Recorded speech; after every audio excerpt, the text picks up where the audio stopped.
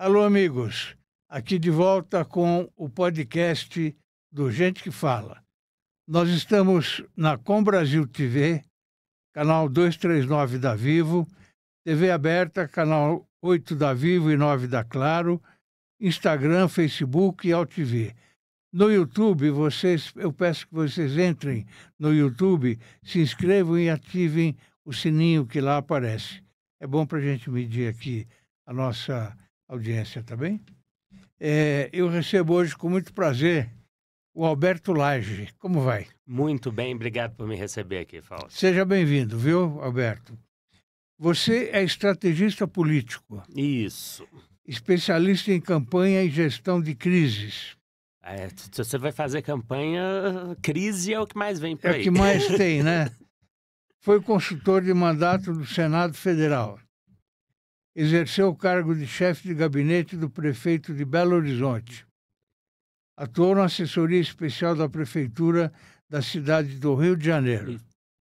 É membro da Rede de Ação Política pela Sustentabilidade do Departamento de Estado dos Estados Unidos.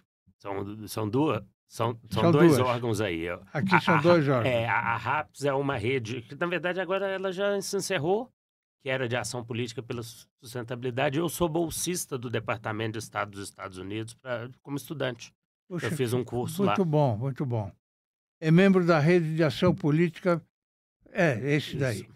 Membro do Clube Associativo dos Profissionais de Marketing Político. É quase um sindicato de marqueteiro esse aí.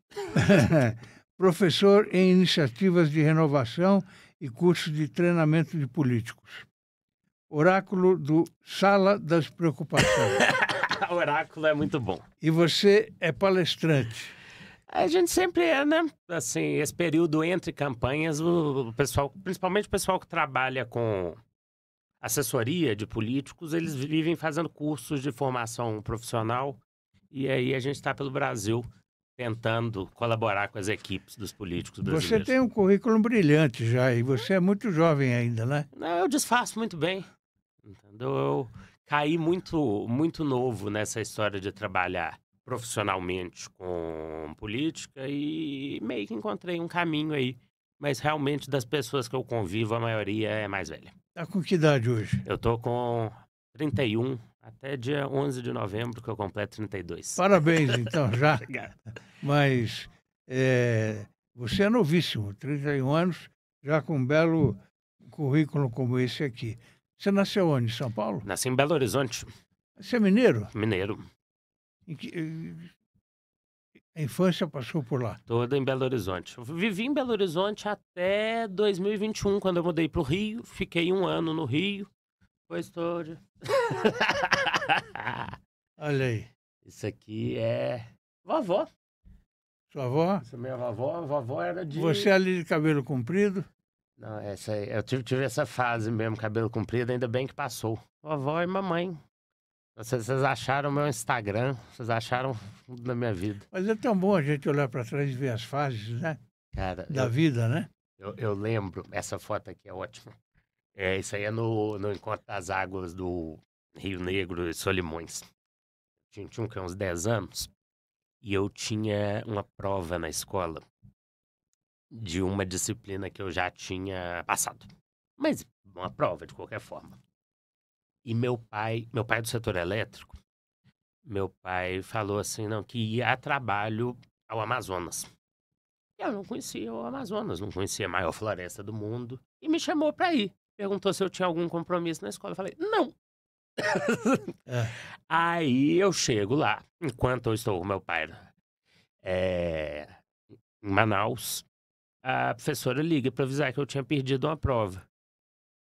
Aí ele assim, Alberto, você me disse que não tinha nada. Eu falei, pai, era a oportunidade que eu tinha de vir com você para a Amazônia. Eu queria conhecer a Amazônia. E eu já passei nessa matéria. Aí ele olha para mim e fala, não conta para sua mãe, não. Não conta.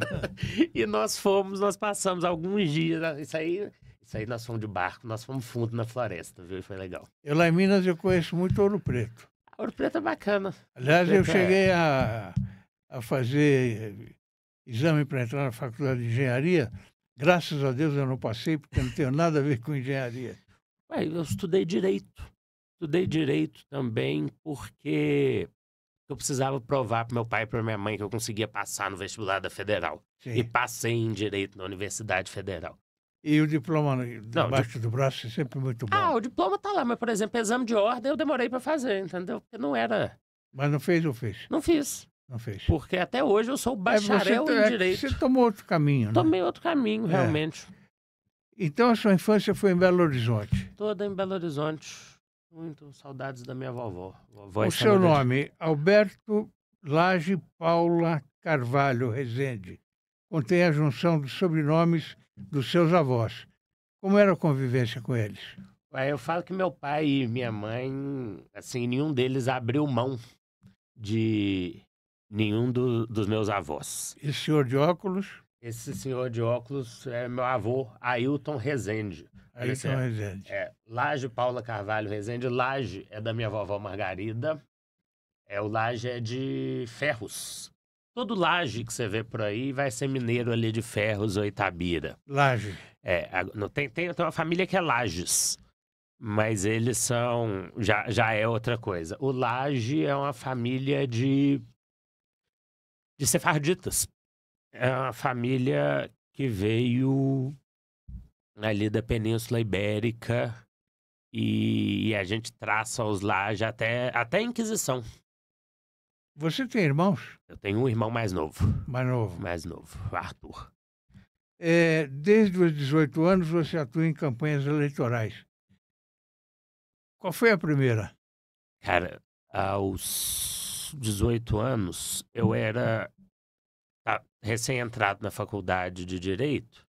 Eu me envolvi, eu tentei ser um militante político. Eu achei que o meu desejo era ser militante político. E aí, como militante, eu fui me envolvendo, me aproximando de campanhas. E mais por ser militante do que como profissional, eu acabei sendo redator numa campanha a prefeito de Belo Horizonte. Entendeu? Eu cheguei lá porque eu tinha contatos políticos. Eu também fiz algumas atividades de militância, aquela coisa de puxar saco de candidato, balançar a bandeira e tal, mas eu escrevia coisas, ajudava a equipe a escrever peças.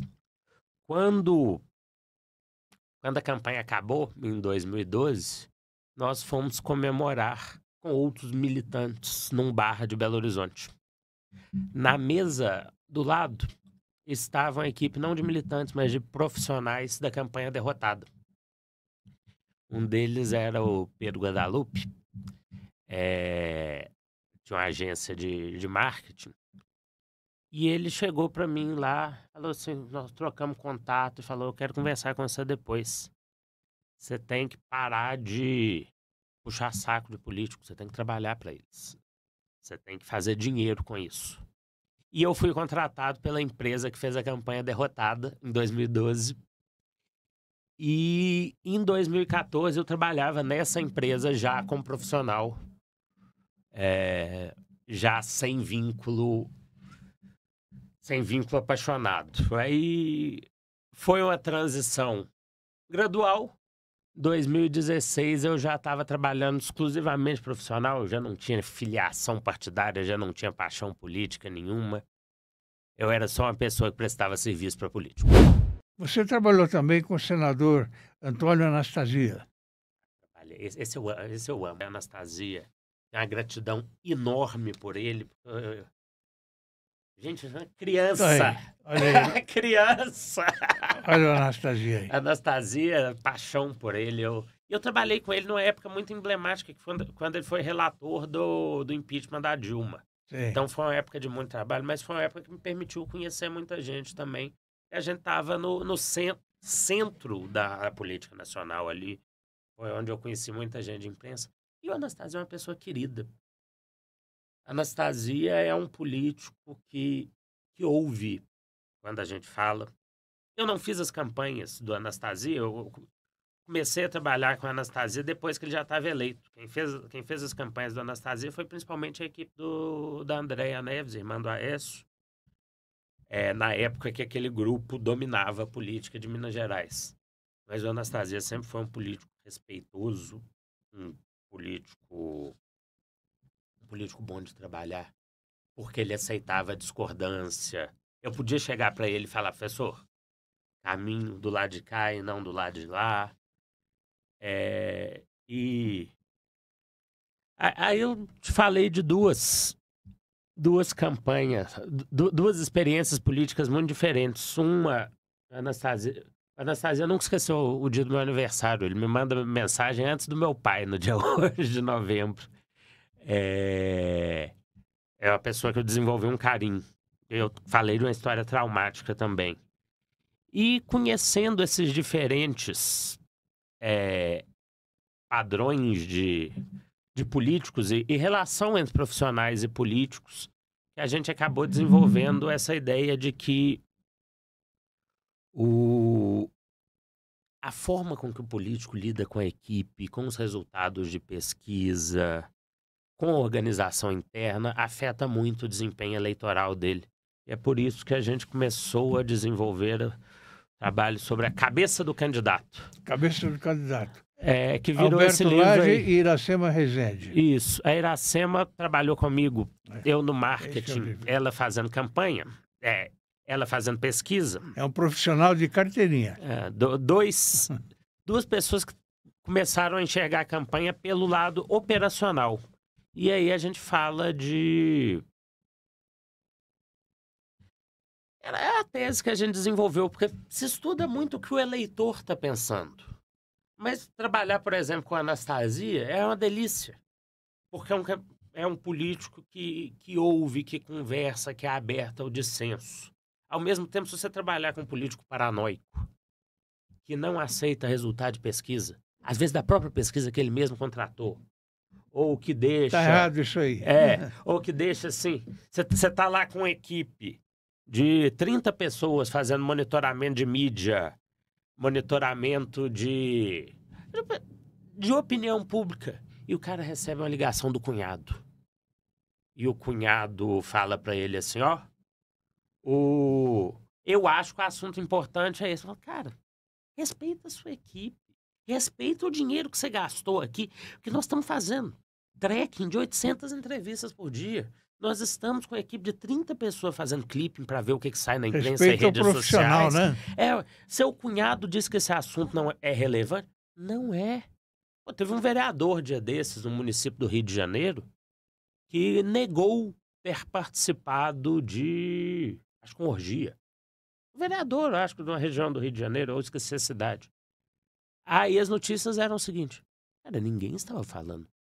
Ninguém te acusou de participar dessa orgia. A primeira pessoa que levantou esse tema foi o próprio dito cujo. Então o sujeito basicamente assim, se entregou porque ele negou um negócio que ninguém tinha acusado ele. Porque ele estava com a consciência tão pesada. E essa é a questão de trabalhar com política e como que as vozes na cabeça do candidato acabam interferindo na nossa rotina profissional e acabam interferindo no resultado da eleição. Você levou 25 anos para publicar o terceiro livro da sua avó, Dina Mangabeira, devido a uma promessa que fez a ela na infância. Como foi esse processo, Alberto? Tinha 5 anos de idade e por algum motivo que eu não sei explicar, meu pai é professor universitário e sempre tem uma empresa de engenharia e os alunos dele sempre viravam estagiários dele. Meu pai, qualquer aluno que precisava de um estágio, ele acolhia, entendeu? Ele sempre gostou muito disso. Uma das estagiárias do meu pai, ela acabou... Criança à toa, né? 4, 5 anos de idade, eu ficava perturbando o meu pai no escritório dele. E no final, essa aluna dele virou minha professora de computador, de forma geral. Então, com 5 anos, eu estava aprendendo editoração gráfica. Corel. Minha vovó, Dona Dina, já tinha 2 livros publicados, participava da Academia Feminina Mineira de Letras, da Academia Municipalista Mineira de Letras, ela chega para mim e fala: Alberto, já que você mexe com essas coisas de computador, você consegue imaginar perfeitamente uma pessoa de beirando 70 anos falando com um menino de 5 sobre computador, entendeu? Uma conversa de doido. Já que você mexe com o computador, as últimas vezes eu tive que pagar alguém para digitar os meus manuscritos. Você vai fazer isso para mim. Chegou com um envelope. Assim, um monte de coisa que ela tinha escrito à mão, outras datilografadas. Que era o terceiro livro dela. Eu tinha 5 anos. Aí,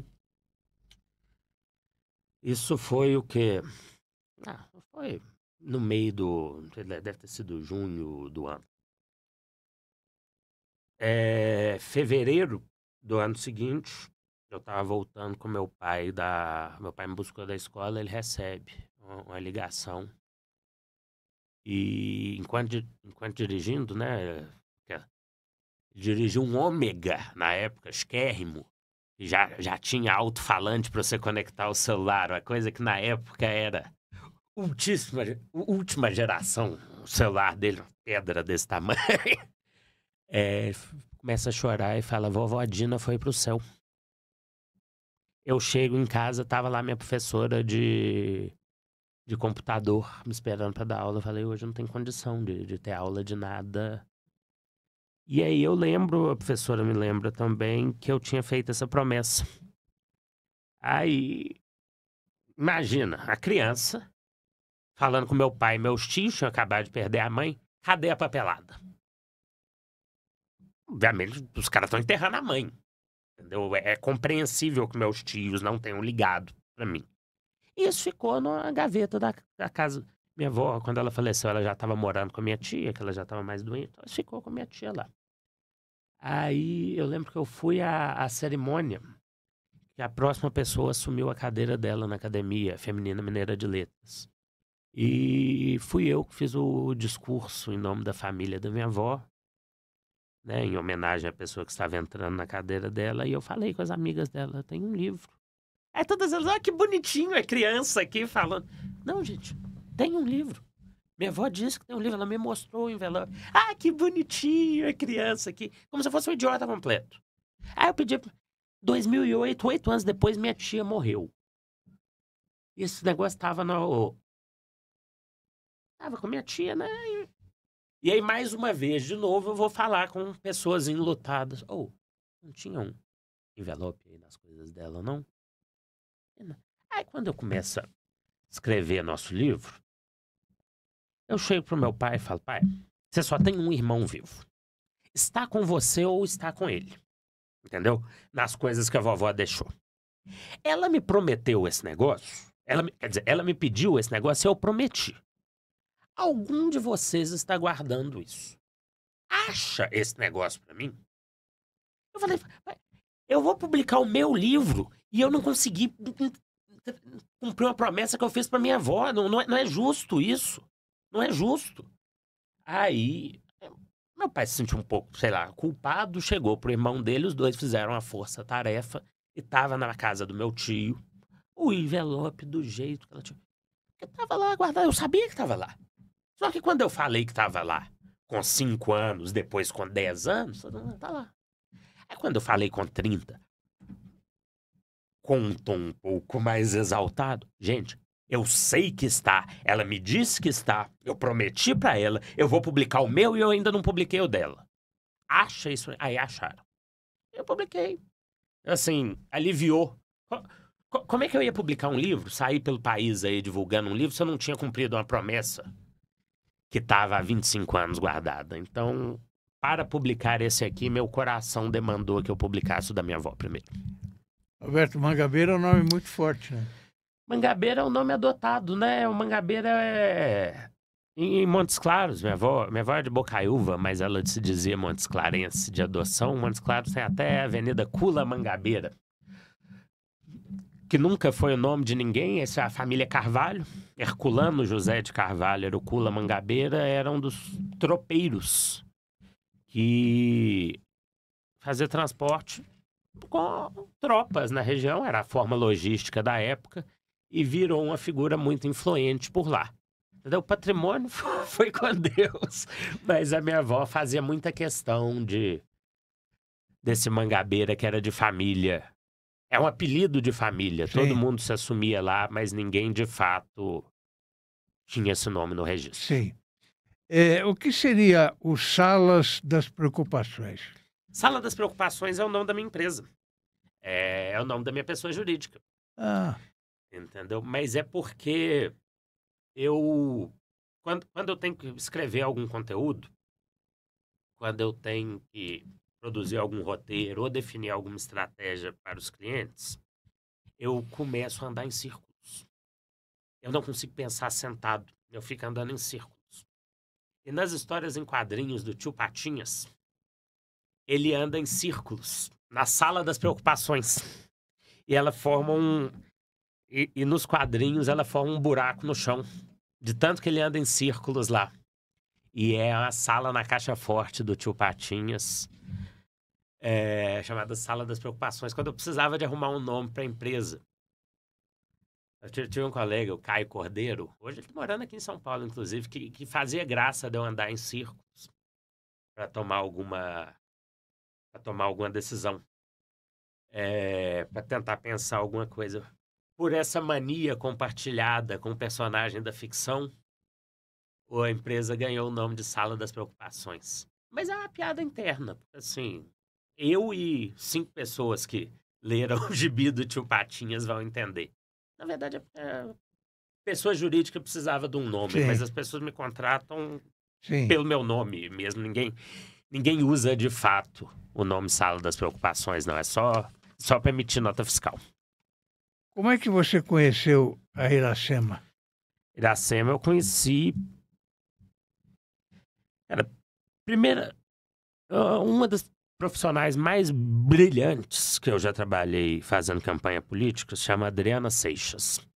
Ela era a pesquisadora preferencial do Duda Mendonça. Era os olhos e os ouvidos da opinião pública para o Duda. E eu trabalhei com a Adriana Seixas na campanha de 2016. Ela foi nossa fornecedora de pesquisa. Na campanha de 2018... Adriana, olha, isso aqui. Aí. Adriana foi a primeira fornecedora... Isso aqui a gente estava no show da Xuxa.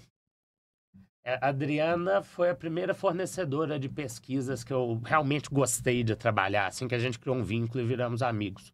E o Pedro Guadalupe foi o meu primeiro contratante. Esse é o que eu te falei, que estava na campanha que perdeu. Sei. E depois pediu para falar com você. E depois me contratou como profissional. A Adriana foi minha fornecedora de serviços e depois virou minha amiga. Pedro, infelizmente, morreu em 2018. E em 2018 também a Adriana resolveu que não queria mais trabalhar com política. Teve uma campanha que passou a perna nela de um jeito muito feio, que não vem ao caso aqui não, mas nessa campanha eu não estava junto com ela, mas o cara que fez a campanha encomendou para ela pesquisar um caso sobre outro candidato, o que é perfeitamente legítimo e legal fazer pesquisa de opinião pública. Mas quando você faz grupo focal, até é bom contar para o nosso espectador aqui como é que funciona uma pesquisa qualitativa em campanha. Você chama as pessoas para uma sala. Geralmente tem uma sala de observação que fica atrás de um espelho falso. Você tem lá profissionais observando a reação dessas pessoas. E, obviamente, ninguém entra numa sala para ficar vendo político numa tela à toa, então. E é legal isso, é legítimo. Você você paga por isso. Você dá uma ajuda de custo para essas pessoas. A Adriana foi fazer um teste num caso sobre outro candidato. E isso é um negócio muito comum que acontece nas campanhas políticas. Uma pessoa foi lá, viu, e saiu com a seguinte história na cabeça dela. Bem, eu entrei nessa sala, ganhei dinheiro e assisti um vídeo falando mal do candidato. O que a pessoa não se tocou que ali estava acontecendo uma pesquisa de opinião. Se isso fosse um método de difamação de candidato, seria completamente imbecil. Seria muito caro. É melhor você passar isso na televisão. Isso é um teste de opinião pública. Mas o que a pessoa tinha e o que ela denunciou para o outro candidato Era o endereço da sala, e era a sala da Adriana.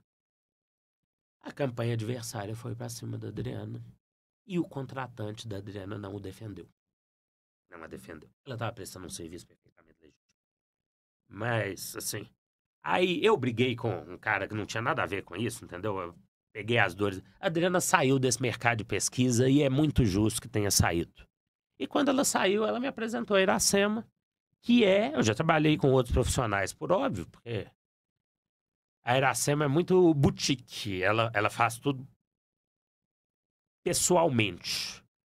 Então, e eu também gosto de acompanhar muito pesquisa de opinião de trás do espelho. Eu não gosto de receber relatório.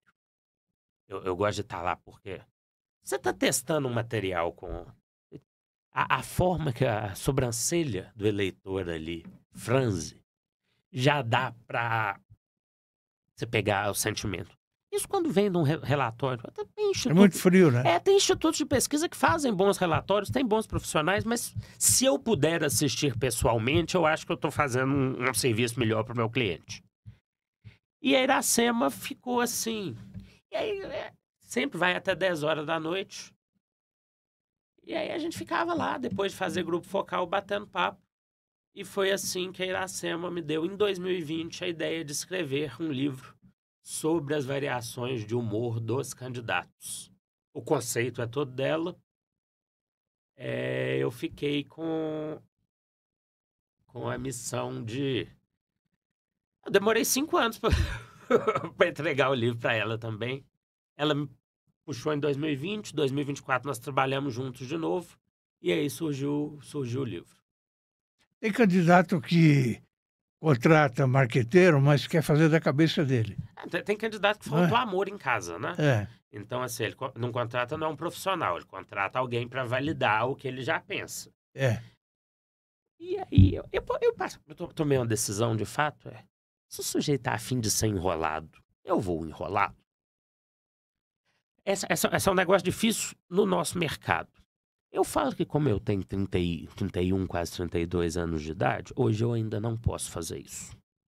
Porque pega mal para o futuro. A longo prazo eu vou acumulando muitas derrotas na minha carreira e vou passando vergonha.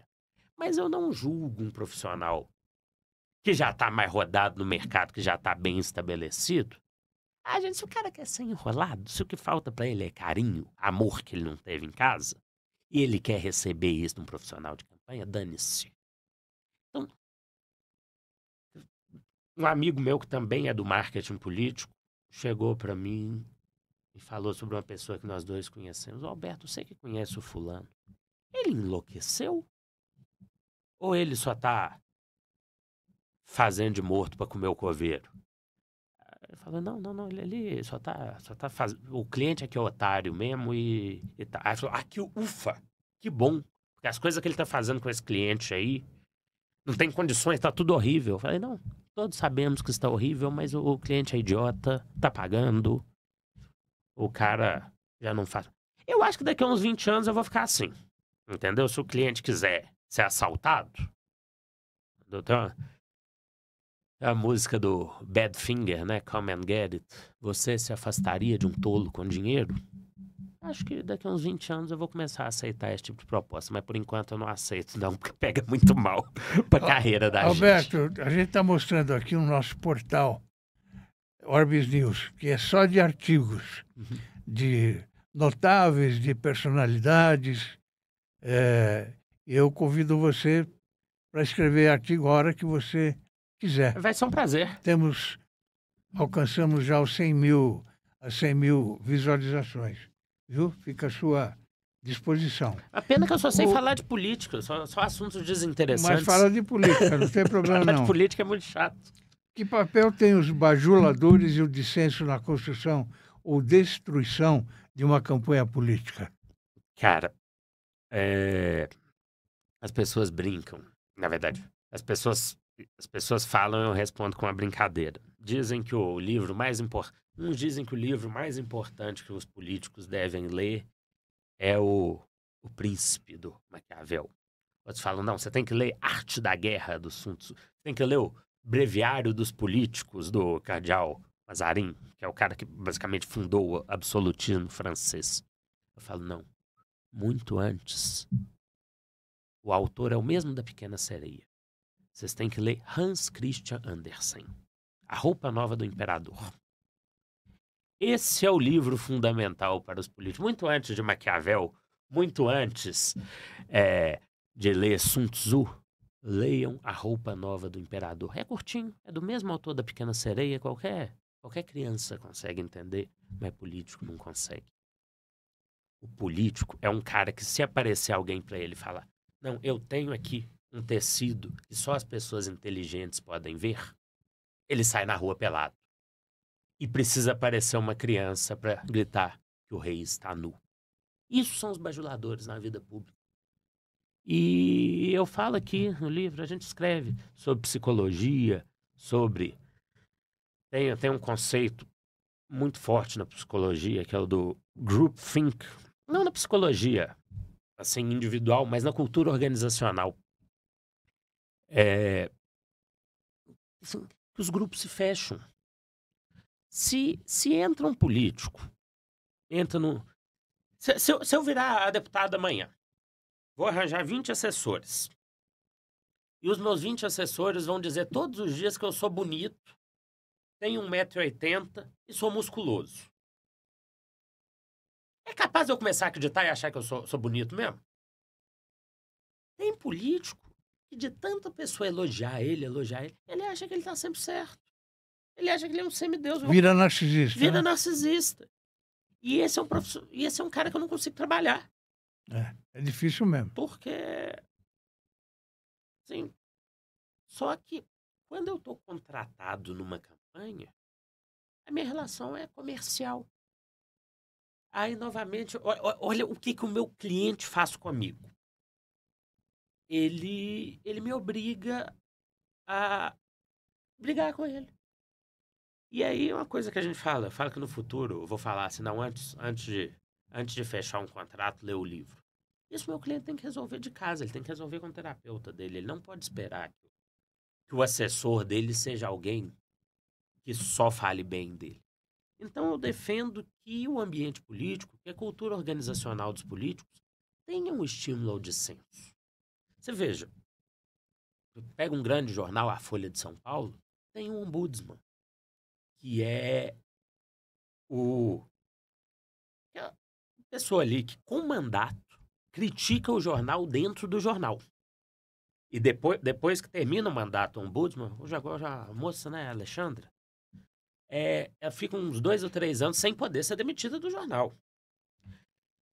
Se você vai canonizar um santo na Igreja Católica, entendeu? Que é uma instituição com 2.000 anos de existência, durante o processo de canonização do santo, tem lá o que se chama de advogado do diabo, que é um cara que é colocado pela própria Igreja Católica para falar mal do santo. Por quê? Porque a Igreja Católica entende que, se você tem alguém falando mal do santo durante o processo de canonização, o processo de canonização fica melhor. E isso faz a Igreja, enquanto instituição, ficar mais forte. Então, se a Igreja Católica bota alguém para falar mal do santo, e o cara não deixa de ser católico por causa disso. Por que diabos com um vereador não pode ter um assessor que discorde dele? Então, essa é a cultura que nós estamos tentando defender, tentando trazer para o debate político, para a cultura organizacional das campanhas e dos mandatos. O que você está achando do governo hoje, federal? Cara, como cidadão, eu penso de uma forma. Como profissional, a gente tem que pensar de uma forma diferente. Eu falo que, quando eu começo a trabalhar numa campanha, eu guardo a minha opinião pessoal dentro da gaveta, junto com o meu título de eleitor. Sim. E eu só pego ela de volta no domingo, no dia que eu vou votar, votando ali, eu estou como cidadão. Sim. Como cidadão, eu acho que o governo federal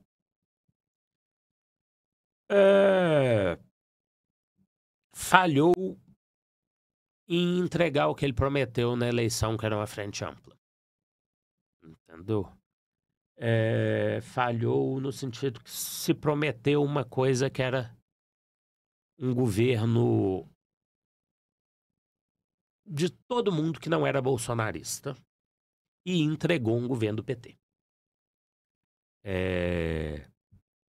Então eu acho que essa promessa feita por essa dupla Lula e Alckmin, ela não foi entregue. Acho até que o Lula ganhou uma nova chance de refazer isso naquele momento que o setor produtivo brasileiro foi muito afetado pelas confusões taxação dos Estados Unidos.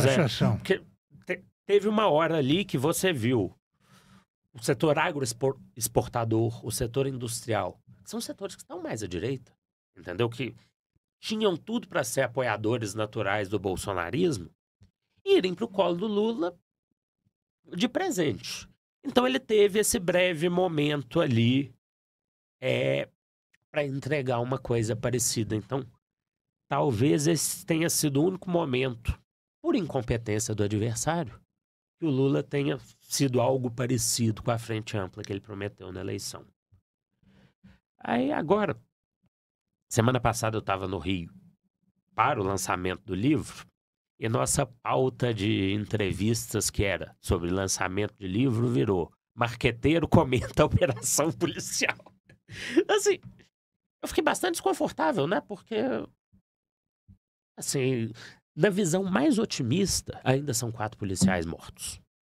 Se você desconsiderar todo o resto, se você falar, não, eu acho que todo mundo ali era bandido, ainda tem 4 policiais mortos. E isso me deixou profundamente desconfortável, porque na verdade tem 200 pessoas mortas ali. Bom ou mal é um julgamento moral quem são essas pessoas, mas eu estava ali fazendo cálculo político em cima de cadáver. E aí, novamente, eu tive que falar aí como profissional que essa é uma pauta que o governo federal não consegue conectar, porque os governos mais à esquerda nunca viram no cidadão. Isso a gente fala no livro também, você só comunica com quem você reconhece a legitimidade. Quando se vê no adversário o mal, entendeu? Você não consegue enxergar a legitimidade no adversário, você não consegue bater nesse adversário. Quando o governo federal simplesmente não entende o que se passa na cabeça do eleitor, e se sente ameaçado o tempo todo. Pô, o que é hoje um ser humano sem seu celular? O celular é conta de banco, às vezes abre o portão da garagem, entendeu? É escola. E as pessoas hoje matam por um celular. Quando você não reconhece no cidadão a legitimidade de não querer ter o celular roubado, e você chama ele de fascista, porque ele tem raiva de quem rouba celular, aí vai lá o presidente e fala que o cara rouba um celular para comprar uma cervejinha. Pô, não é para comprar uma cervejinha, ele cancelou o acesso daquela pessoa às contas bancárias, à faculdade.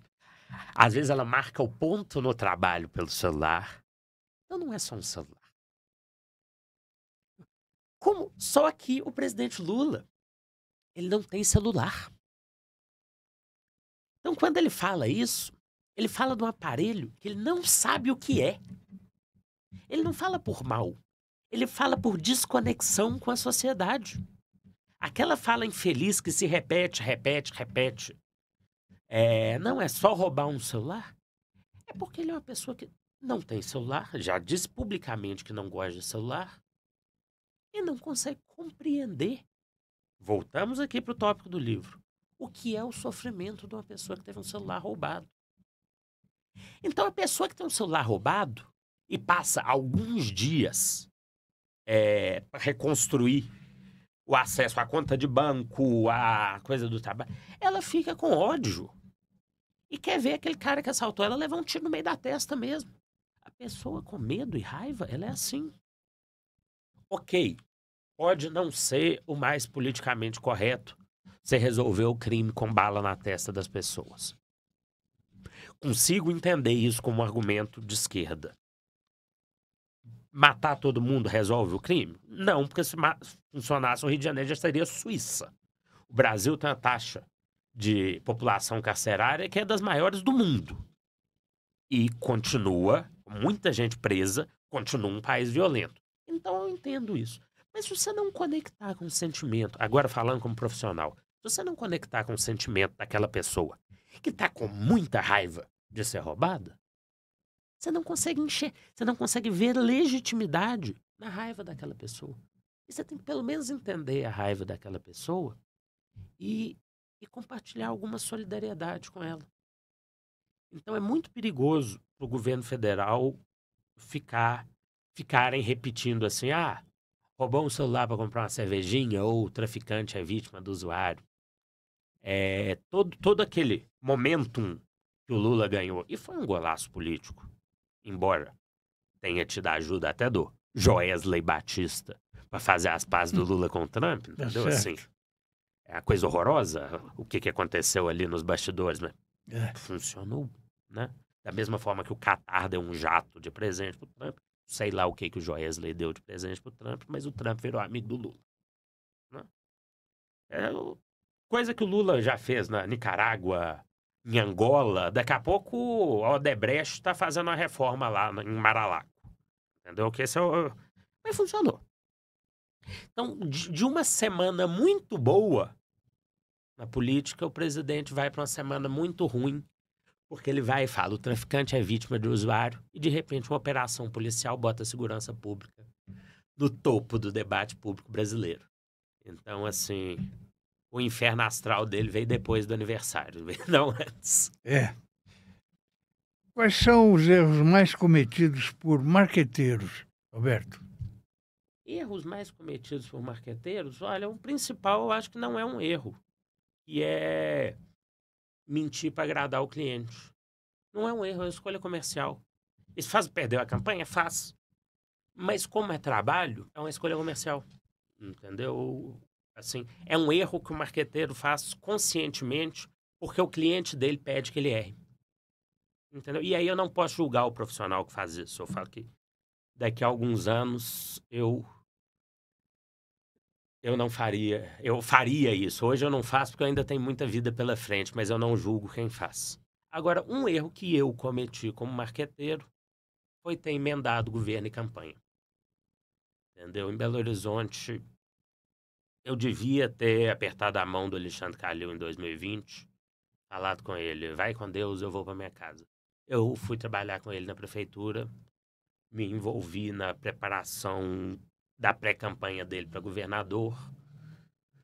Fui extremamente demandado para que a prefeitura de Belo Horizonte custeasse algumas despesas da campanha dele para governador e hoje eu estou envolvido em processos criminais por causa disso. Eu fiz um acordo com o Ministério Público de Minas Gerais por ter feito isso, por ter usado a estrutura de Belo Horizonte para uma pré-campanha de governador, mas fiz um acordo muito bom, porque o próprio Ministério Público sabe que eu não me beneficiei disso. E mesmo tendo confessado, feito o acordo, outras 2 pessoas tendo confessado e feito o acordo, eu ainda respondo um processo do Alexandre Calil, que diz que esse caso nunca existiu. Eu e mais 3 pessoas já fizemos acordo com o Ministério Público por causa desse caso, ou seja, além da minha confissão, tem mais 2. Eu paguei R$2.000 de multa para ficar livre dessa história. Afinal, eu não me beneficiei. Outra pessoa que de fato se beneficiou pagou R$450 mil de multa. Ou seja, minha situação ficou muito melhor. E o beneficiado principal me processa criminalmente dizendo que isso nunca aconteceu. O ano que vem nós vamos ter eleições presidenciais, né? E o governador do seu estado, o Zema, Sim. ele é presidenciável, né? Sim. Hoje. Como alguns outros lá do sul, Santa Catarina, Paraná, né? O Ratinho, aqui o de São Paulo. Como é que você vê a eleição do ano que vem? Cara, essa é uma eleição que eu tô cheio de conflitos de interesse. Você não pergunta isso para um marqueteiro, não, entendeu? Assim, eu tenho contrato com partido político, eu não vejo nada. Entendeu? Eu posso dizer que nós vamos ter um candidato muito... Já temos o candidato da centro-esquerda, né, o candidato à situação, ele está na posição confortável. E nós temos uma espécie de prévias da direita. O Brasil se colocou agora, né?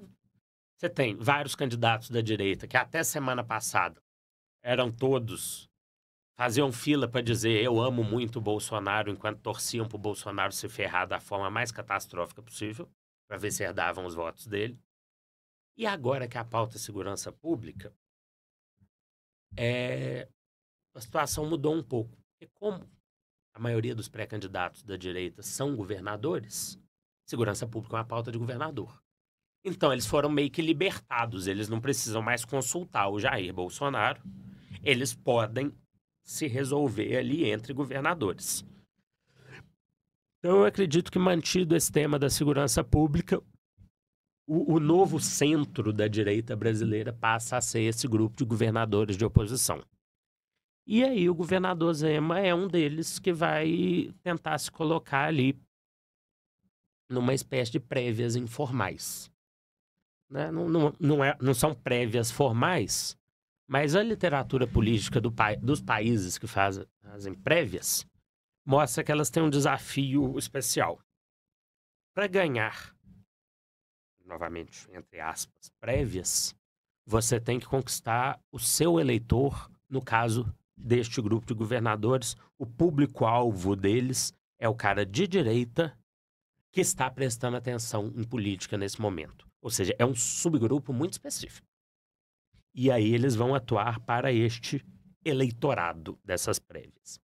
Depois um deles vai ser ungido, o cara da direita, e vai para a eleição geral. E aí o eleitorado é o Brasil todo. Então, como nos Estados Unidos, como na Argentina, em todos os países que se fazem prévias políticas, é preciso tomar muito cuidado, porque nem sempre o argumento para vencer as prévias é o argumento que vence a eleição geral. Então, eles têm que tomar muito cuidado para que a disputa por esse setor pequeno do eleitorado, não é pequeno, né? Mas não é a maioria do eleitorado, é só o eleitorado de direita e só o que está prestando atenção agora, que não é o eleitorado de direita todo. Não contamine a estratégia na eleição geral, onde espera-se que 70% dos eleitores votam. Se você pensar aí uma taxa de abstenção padrão de 30%, que é o que a gente costuma ter. Alberto, quais são os critérios que fazem de alguém um bom ou um péssimo candidato? Primeiro critério, assim, se eu tiver que resumir para não gastar seu dia inteiro aqui, você está com a cópia do livro, acho que tem muitos casos lá. Mas um que eu gosto de falar muito, só ganha uma eleição quem tem condições de perder. Pensa num candidato que, para fazer uma campanha, pega um empréstimo e se endivida. Ou um candidato que faz um acordo político que ele vende até a alma e já começa a lotear o governo. Aí esse cara tem um contratempo na campanha. Só que ele não tem condições de perder. Se ele perder, ele está endividado. Se ele perder, ele tem um grupo político ali faminto. Aí ele enlouquece. E aí ele perde. Porque... Então, assim, o candidato que não tem uma preparação emocional e organizacional, até mesmo financeira, ele fica muito sujeito a variações de humor durante a campanha que podem acabar fazendo ele perder mesmo. Então, acho que uma coisa ideal para um candidato é que ele esteja organizado pessoal e financeiramente para perder a eleição. E aí talvez ele tenha mais chance de ganhar. Porque esse fantasma da dívida, da derrota, dos problemas pós-derrota não o assombra. E aí ele faz campanha mais feliz, ele tem um rendimento melhor e a chance dele ganhar aumenta. Você hoje mora em Belo Horizonte ou aqui? Hoje eu moro em Belo Horizonte. Belo Horizonte. Pretende fazer, claro, participar de alguma campanha ano que vem? Claro. Sim. Entendeu? Hoje eu tenho já um contrato em Minas Gerais. Por isso que eu falo que eu estou cheio de conflitos de interesse. Mas, assim, pretendo fazer Inclusive, meu objetivo principal é fazer campanhas fora de Minas Gerais, justamente porque o distanciamento como profissional, você não fazer na sua própria casa, te permite ser um profissional melhor. Então, com certeza, você estará trabalhando no ano que vem. Não, com certeza, senão eu não pago minhas contas, esse é o meu trabalho. O boleto chega no fim do mês, né? Não, e vou falar sério, eu trabalho de 2 em 2 anos, entendeu? Este ano eu estou magnificamente à toa, entendeu? A pele está boa, o botox está em dia, mas ano que vem eu vou trabalhar igual um condenado. Ano eleitoral é ano eleitoral, é diferente. De que forma o comportamento estratégico dos adversários define decisões de campanha?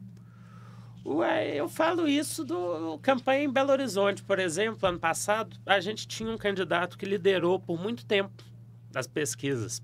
E eu olhava para ele e falava, esse sujeito aí tá lascado. Porque ele tinha uma coligação enorme, um balaio de gato ali. E a gente olhava e falava assim, você quer fazer aquela campanha ali parar por um dia? É só você cutucar um dos aliados dele ali que o negócio desmorona. Eu conto no livro que, num debate, numa campanha que eu acompanhei, a candidatura do outro lado cita o nome do topo do organograma lá da campanha, entendeu? Completamente desnecessário. Mas citou o nome da pessoa mais importante lá na campanha. E a campanha que eu estava. Não ganhou nenhum voto por isso.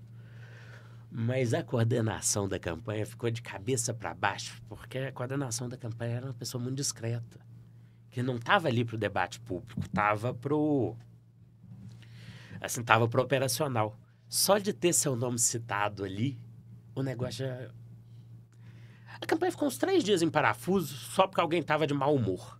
Então isso é uma forma inteligente, foi a campanha adversária, mas isso foi uma forma inteligente de falar assim, não vou fazer aquela campanha ali parar por uns 3 dias porque eu sei que eu vou deixar essa pessoa mal-humorada se eu falar o nome dela. E funcionou. É possível um candidato ter altíssimo engajamento digital e baixo resultado eleitoral? Não, é possível não, acontece. Você sabia que a 6ª candidatura, esse estudo não é meu, esse estudo é de um profissional brilhante que chama Marcelo Natalio. Ele fez um ranking dos candidatos mais engajados nas redes digitais. A 6ª candidatura a prefeito mais engajada do Brasil, ou seja, teve mais engajamento que o Fuad, que ganhou em Belo Horizonte, teve mais engajamento que o Topázio, que ganhou em Florianópolis, teve mais engajamento que... Acho que o Eduardo, ela teve mais engajamento que o Eduardo Paes. Você sabe quem foi? Marina Helena, candidata do Novo a prefeita de São Paulo. Qual foi o resultado dela na eleição? 1%. E ela foi a 6ª candidata a prefeita mais engajada do Brasil. Por quê? Porque o engajamento não era dela. Ela, na verdade, não atuou ali nas redes digitais como a candidata a prefeita. Ela atuou como um perfil de direita que fala mal do Boulos. Aí ia lá o eleitor do Ricardo Nunes e engajava com a página dela. Ia lá o eleitor do Pablo Marçal e engajava com a página dela. Porque você pode engajar com quantas páginas você quiser. Mas votar, você só vota em uma pessoa. Então ela foi lá, a página dela era o dia inteiro falar mal do Boulos, e todo mundo que não gostava do Boulos, que deve ser 70% do eleitorado de São Paulo, incluindo quem votou no Ricardo Nunes, quem votou no Pablo Marçal, quem votou no Datena, quem votou em... E até quem não votou, todo mundo estava disponível para engajar com a Marina Helena. Então o engajamento dela foi arrasa quarteirão. Mas votar, eles não votaram, não. Muito simples. Alberto, chegamos ao final do programa. Passa rápido, né? Muito assunto. Eu fiquei muito feliz com a sua presença aqui. Eu dei 3 voltas ao mundo, falei de cadeirada do Datena a minha avó, então deu para falar demais. E eu espero que você goste da leitura do livro. Vou ler com muito prazer. Obrigado por me receber aqui. Imagina, eu que agradeço, viu? Ao nosso espectador de sempre, o meu muito obrigado. Até breve, fiquem com Deus.